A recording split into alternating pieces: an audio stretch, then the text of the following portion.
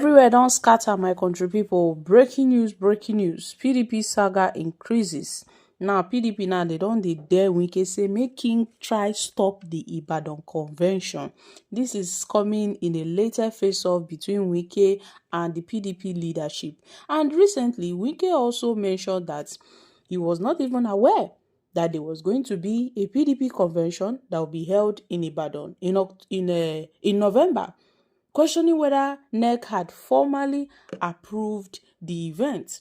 And yes, some Wike's remarks comes amid tension within the PDP leadership, particularly over the party's refusal to recognize the South-South Zonal Congress that elected Chief Dan Obi as the national vice chairman.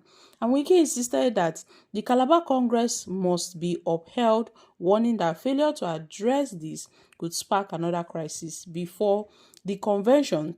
So now the National Publicity Secretary of the PDP has warned Wike and even dared him to try and stop this convention, that the PDP is ready for Ibadan. It will be interactive as always, but I can say to you one word: the People's Democratic Party is ready for the National Convention scheduled by NEC for Ibadan, or your state capital, for November 15th and 16th, November 2025.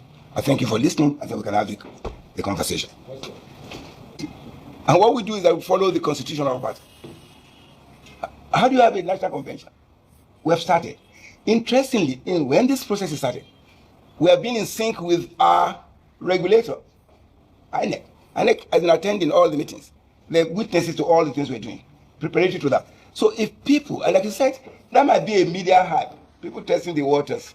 And I don't know which paper carried it. I'm not sure it's one of the mainstream here. I don't know which paper, even though you didn't mention. But the mainstream papers know that this party is moving towards Ibadan. Now we're already there, as a matter of fact. The local organizing committee is working hard. The venue committee, they're working already ahead of time. Even before the inauguration of those subcommittees, they're already working. We don't do hop, step, and jump. We're ready. And we're methodical in the things we do. So when somebody decides to please, can we just disregard and let's focus on what is important? There will be no other parallel. In fact, it does not exist. So I think we should just focus on what we're doing as a party. And we're doing that. So if it's in the realm of conjecture, probably, and if it is probably the right reporter, I mean, you are my friends, we won't want to impugn your character, but I think it will be in the realm of hallucination. This party, through its neck, the authority that has the power, has scheduled the national convention, which is elective, for Ibadan, or your state capital, on the 15th, 16th November 2025, and this train has moved on. It's gone past the bus stop. We're actually in Ibadan as I speak. And a couple of friends of mine have asked me, again, we were doing what we needed to do an assessment. And I thank you for that question. Number one, let's put them in perspective and see where we have democracy in action, where the voice of the people can be listened to, and let's do a comparative analysis. On the face of it, you said one. That sounds somehow. For those who want to hear those, they can go and feel good. But what is important is to let's look at this. Let's take Oyo State. You saw the election. An election is what people can actually view and see and feel the impact and see people participating in the process. And there are no reports of people being locked up or all that. Then contrast that to what happened in Kaduna State. A night to that election, all members of the PDP, prominent members, were arrested. You reported it. I saw that. Flip over to Taraba State. Prominent members, including elected members of our party, were arrested. Again, so would you call that an election properly so called? And we'll see, and we've heard about the arrogance of the APC. What they've done with those elections to test for 2027. But I have a bad news for APC.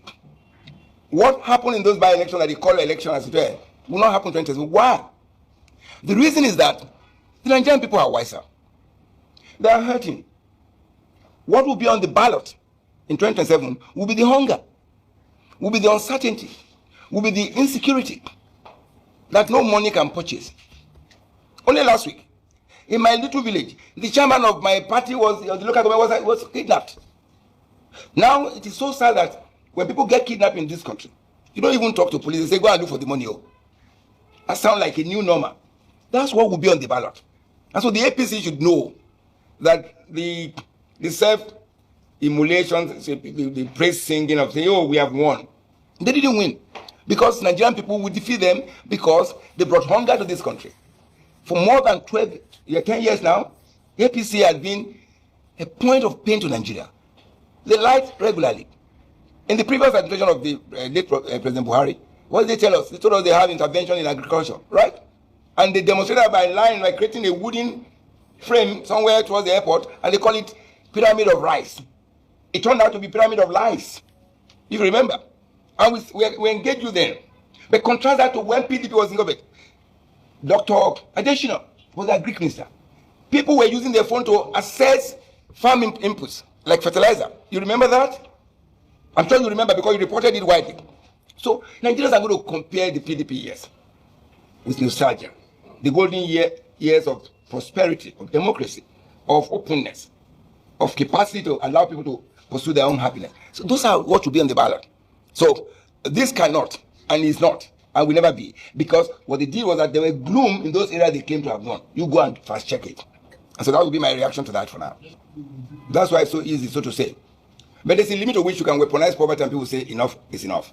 I guarantee you that many of such, in 2027, it will be a different ball game. I guarantee you that. Why?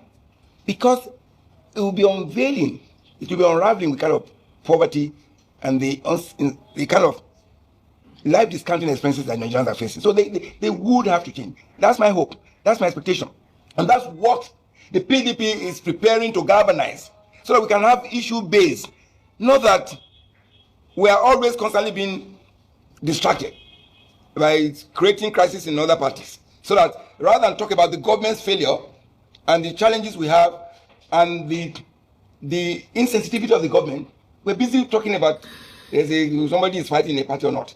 We want to get ourselves together.